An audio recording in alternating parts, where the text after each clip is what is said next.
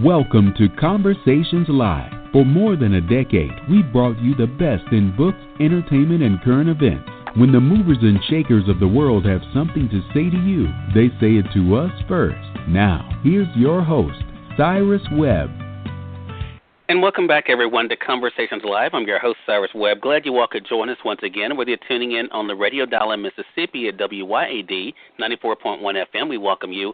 Also, those joining us through our online affiliates carrying us around the world, we appreciate you all for being with us as well. As you all know, a few weeks ago, I talked about that amazing trailer for the upcoming film, A Wrinkle in Time, and confessed to you all that I had never read the book before this year, but that trailer, after watching it, I think, over 20 times, convinced me to head over to Amazon.com. I was able to buy the 50th anniversary edition of the book, A Wrinkle in Time. It was written by Madeleine L'Engle. And in the back of the book, there's a great afterword by her granddaughter. And I actually went on Twitter, as I typically do as a big nerd, and I searched for her, and I was able actually to find her. And we're really excited to welcome Charlotte Jones Voiklis to our program today. She's not only the granddaughter of course, Madeleine L'Engle, but also an individual who's been able to share her own love of reading and these books, and also her fun memories of her grandmother as well. We're going to talk to Charlotte not only about the journey of being able to see the response to this book, but also what it's been like for her to hear the conversations that are taking place, what the book has meant for her personally, and of course, we'll tell you all at the end of our segment how you all can be able to head over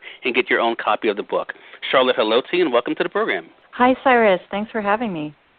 Oh, I'm excited to speak with you. And as I said, this conversation really came about because, as I said, I watched that trailer a lot of times. I shared it with my friends, as I typically do when I find something that I like, Charlotte. And I then headed over to Amazon.com, realizing I'd never read the book, and then wanted to read the book first. And that's when I found your great afterword, and we'll talk about that. But I want to talk to you about first, what has it been like for you, Charlotte, to be able to not only see the response to this book, but also the lives that it's been able to touch?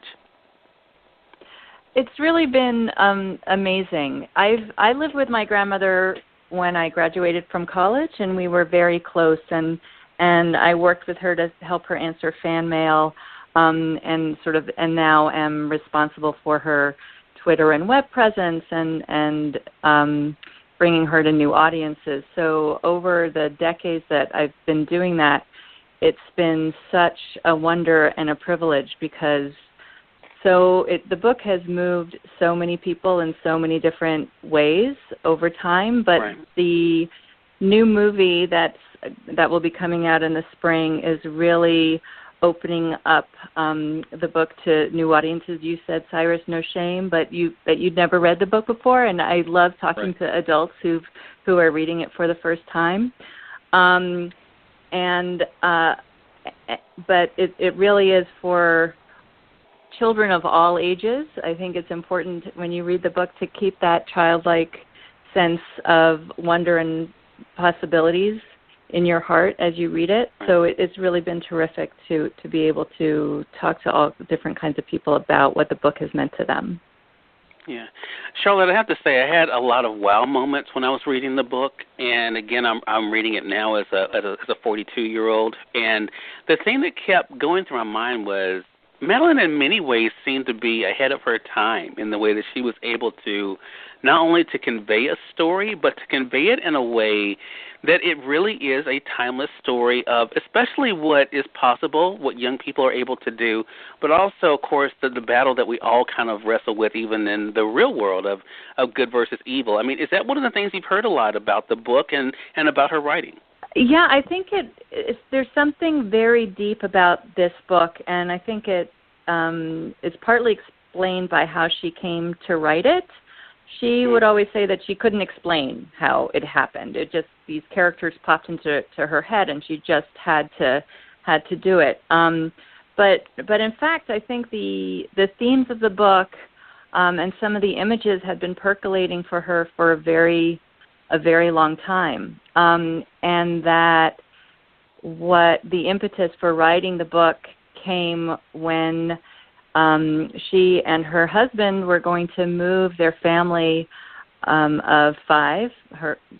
They had 3 kids away from the farmhouse they lived in northwestern Connecticut and move back to New York City, where my grandfather was going to try to get back into acting. And it was a really scary move and moment for them. They didn't know if he was going to be able to find work, what housing was going to be like, what schools they were going to find for the kids. And so I think for her, it was that feeling of uncertainty and that willingness to take a risk that just tapped into something much larger and deeper. And she wrote the book really, the first draft of it in about 3 months, and then worked very hard to revise it. So that's how that happened. And I think when something speaks to a writer that deeply that it just simply has to be said, they're very fortunate when that reaches such a wide audience and says something that so many people over decades can really understand and relate to. Right. And I think that is the amazing thing for sure. You know, part of what I was doing in prepping for this segment with you, Charlotte, I watched some of the events around the 50th anniversary. You actually spoke at that, what you called, the party of that celebration. And one of the things that is in the book, that in the 50th anniversary edition, as well as what we see in that video that's online for those of us who were there, is that this book almost didn't get published. I mean, it was something that was feared by many people. And you know what kept going through my mind? I was curious, I'm sure you heard this a lot, kind of what we've heard about what happened with Harry Potter, about people not knowing where to put it, and realizing that, that Madeleine knew, though, if it got published, that it was going to be able to really reach audiences and resonate with them. I mean, what has that been like for you to see that actually happened? Not only the fact that it almost didn't get published, but also when it did get published, what it's been able to do.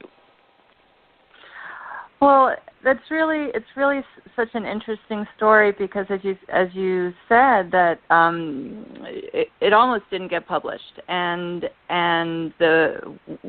when it finally did find a publisher, they accepted it, sort of thinking, like, look, dear, this probably won't sell well, but we like your work, we believe in you as a writer, and so we want to cultivate you. We want to, maybe your next book will do better, right? So they were surprised themselves when it took off, and I think it is such a lesson for anyone who has a dream, for writers in particular who are struggling to get their stories heard, but for any kind of artist or anyone who has a vision for something and they're being told no all the time. If you have to have the faith that what you say is going to matter at some point to somebody. Not everybody gets published, but we all have a story to tell, and I think it's one of those examples that you can't let people tell you can't do it, because all those publishers were wrong. The book was responded to immediately by the readers, and particularly by teachers and librarians who loved it. It scared the gatekeepers. It scared the editors and the readers of submissions piles that they didn't know what to do with it. It was, is it for children or adults? Is it science fiction? Is it philosophical? Is it religious? There's this female protagonist. We don't understand what that means for this genre. But she really believed deeply in the book and what she had done, and so she persisted. Right. And now we're all able to benefit. I want to say for those who are just tuning in, either on the radio side or online, you're listening to Conversations Live. We're excited to welcome to our program today Charlotte Jones Voiklis. She's not only the granddaughter of Madeleine L'Engle, the author of the book A WRINKLE in Time, but an individual who's been able to work to be able to help us all, especially online, to stay connected with the updates of what's going on with the book, but also, of course, with the work of Madeleine L'Engle as well. We'll tell you at the end of our segment how you can stay connected with Charlotte, as well as how you can be able to do so online with the work, of course, from Madeleine's books as well. Another thing that you wrote in your afterword for the 50th edition of the book, and it goes to what you were just saying, Charlotte, which is why I want to bring it up. You wrote this, that it is understandable that A Wrinkle in Time had trouble finding a publisher 50 years ago, given that it remains an anomaly to this day, still defying the categories. How did that inspire you as an individual? I mean, growing up around your grandmother, of course, seeing what she was able to do, even you write in your afterward, Charlotte, that, at the time you were writing that, being in your 40s and being able to better appreciate the main character, Meg, how did that inspire you, being able to not only see what your grandmother was able to do, but also see what this character was able to accomplish? Well, it's an inspiration that I that I continually have to renew. I think this is an interesting point to make, that with that kind of aha moment or revelation or being able to fight the darkness, it's not like you do it once and then you never do it again, right? That there's always going to be challenges and there's always going to be doubts and there's always going to be darkness that needs to be fought. And so the lesson that I sort of took from my grandmother and continuously take from the book is that this is a constant struggle, and I get hope from that. It doesn't make me feel hopeless to know that just because I've successfully overcome darkness or reached a goal once, that struggle is over. That I learn how to do it better every time I have to do it, and we have to do it a lot. That's what being alive is. So that really, to me, is a big message of the book, and also something that I try to remember, because it is difficult sometimes to think that I have to do it all again tomorrow. But we do. Right, we do, and we can, and I think Meg shows us that. And the importance. I think there's so many different layers of this, and I know we won't be able to get into it here, Charlotte. But the other thing, and I thought I kind of kicked myself. Of course, I don't know if I would have really appreciated this book. Even 20 years ago for myself personally.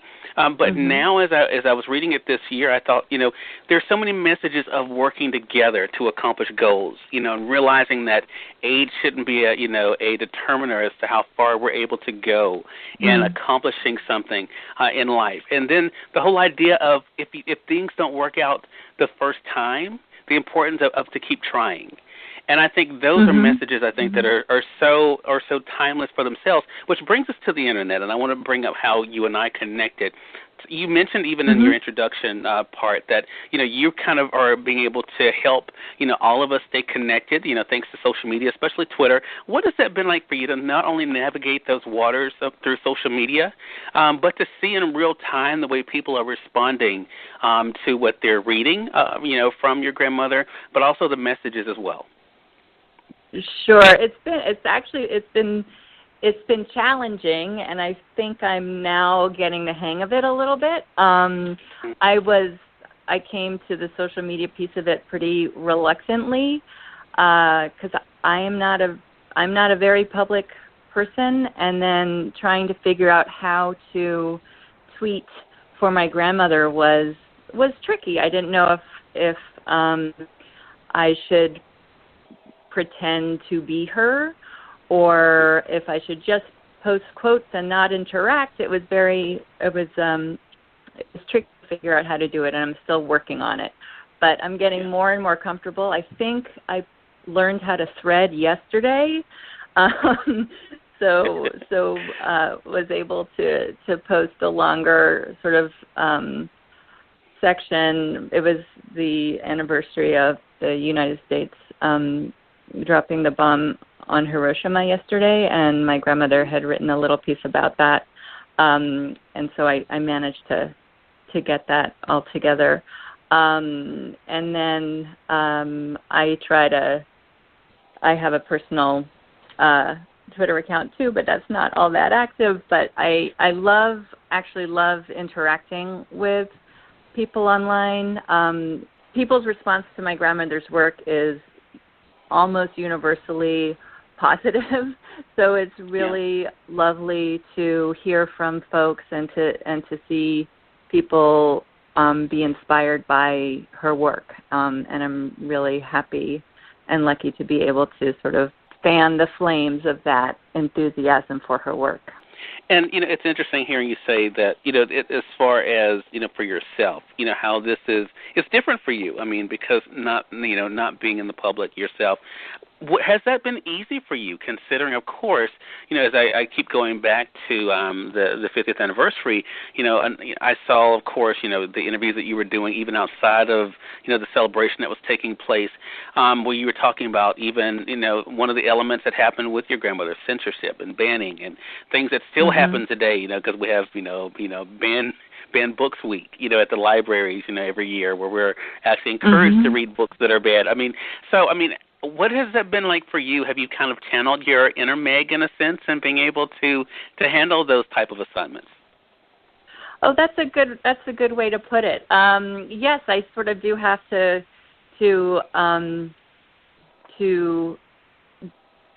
I was going to say gird up my loins, as my grandmother would say. That was one of her favorite lines, and just do something even though it might make me a little uncomfortable. But every time I do it, I get a little more fluent and comfortable with it. And I think there's just so many things about her and about her work that is important now, I think. So I really want to be able to bring it to more people. Well, I tell you, I was so excited. I go back to the trailer, which really prompted this whole thing for me. We would not be having this conversation otherwise. And, of course, it's starring Oprah, who's one of Mississippi's, one of our natives. So, of course, anything with Oprah, I'm always gravitating toward. But when I started reading the book, Charlotte, to go back to that, I think that is the part that really got me, and it made me smile in so many places because it's so timely. I think it's so timely. And as we're preparing for the movie, that's coming out in March of 2018, we have to wait that long, but it'll be here really before you know it, I guess. It'll be here soon, yeah. Yeah. Do you hope that as people are learning about the movie, that does continue to fan the flames of the book, and people going back and either reading it like I did for the first time, or even going back and rereading it again? Yeah, I hope everybody reads the book. I hope everybody also sees the movie. I think I'm a big cheerleader for the film, and I love everything I've seen about it. So I'm really excited for it. I hope people read the book. I hope that whether you're 8 or 80, whether you've never read it before, or whether you read it a long time ago, or whether you read it every year, that it will make you want to read it again and talk to people about it, because it's really, I think, as you had sort of said earlier, the messages in the book that are feel so timely now, and it's the conversation that's important. Exactly. Totally agree, and I'm so glad that you could be a part of this conversation with us as well, Charlotte, and to be able to share a bit of, what has been your experience, and then, of course, whetting our audience appetite for those who have not had a chance to read it, whetting their appetite for the book. Again, everyone, Charlotte Jones Voiklis has been our guest. She's not only the granddaughter of Madeleine L'Engle, but also an individual who's been able to help us online to be able to stay connected with all the updates, and also, of course, tweeting about the book. Again, the book we've been discussing here is A WRINKLE in Time by Madeleine L'Engle. If you have not read it for yourself, head over to our friends at Amazon.com. You all can order the 50th anniversary edition. That's what I did. I got the print edition there. You can get it there for you Prime members. You know what that means. You can get it in a couple of days. Some of you maybe even in a day. It's a great read, I think, no matter what the age, as you just heard Charlotte say there, and we definitely encourage you all to be able to order your own copy and get ready for the movie, again, coming out in March 2018. And you can always go online and be able to see the trailer for that. For our online edition, we'll be posting the trailer actually in the notes of this conversation. Charlotte, for you, let our audience know how they can stay connected with you, as well as be able to follow the Twitter account for Madeleine as well. Sure. On Twitter, it's Madeleine L'Engle, and you'll just have to make sure you spell her name correctly. It's the French way of spelling Madeleine. I won't spell it for your radio listeners, because when people say numbers to me or letters to me, I get very confused. Okay. And we're also on Facebook. So look for the blue tick for the Madeleine L'Engle of your choice on Twitter or Facebook. Okay. I also let your Mississippi listeners know that I'm coming to Mississippi in April for the Children's Book Festival in Hattiesburg. So I'll look forward to seeing you there. Awesome. And I will make plans to be there, too. I'm so glad you mentioned that. Thank you so much for that. Terrific. Charlotte, again, thank you so much for the time. I really appreciate your stopping by and looking forward to speaking with you again. Thanks so much, Cyrus. You're more than welcome. And we thank your audience for tuning in to another great segment of Conversations Live. If you all came in late, you missed part of the conversation with Charlotte, don't worry. Thanks to our online friends, you all can catch the replay right after we go off the air. The link is already available through our social media sites. So head over to facebook.com/CyrusWebb or go over to twitter.com/CyrusWebb. You can click on the link there, listen to the show completely for free, and share it with your friends from there, too. Until next time, I'm your host, Cyrus Webb, saying as always, enjoy your day, enjoy your life, enjoy your world. Make sure you take out time to enjoy some good music as well as a great book. Thank you all for choosing Conversations Live. You all make it a great one.